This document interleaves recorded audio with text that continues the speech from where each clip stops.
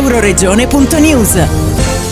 Mini Rugby, 11° International Trophy Città di Codroipo. 11ª edizione del trofeo Mini Rugby domenica 7 giugno per centinaia di atleti con meno di 12 anni che si sono incontrati per una giornata di sport, amicizia e divertimento fino alle premiazioni col sindaco Guido Nardini. Codroipo non si fa niente, invece guardate qua, che noioso. Guardate i ragazzi felici, contenti, hanno giocato, si sono divertiti, è stata un'esperienza nuova per alcuni di loro, per altri c'era già stata in passato, ma la meraviglia è questa società, che è una società che dà sempre il massimo, soprattutto per i ragazzi, per i giovani.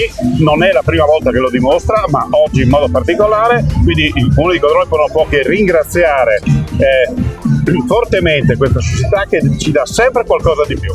Questo credo sia, ripeto, la terza premiazione a cui partecipo con loro e questo mi rende particolarmente orgoglioso, quindi grazie di cuore.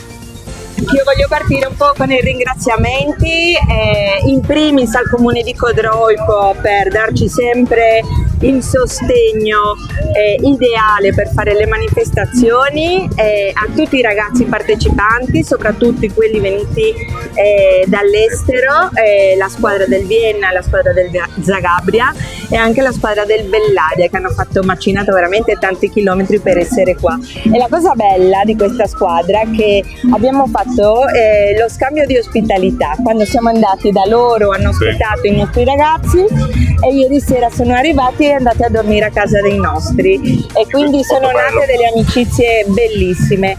Noi siamo già pronti per preparare la 12ª edizione e ci vediamo al prossimo anno. Assolutamente sì. Benissimo. Il servizio completo di video su euroregionenews.eu. Da Codroipo per Euroregione News, Marco Mascioli. Euroregione.news.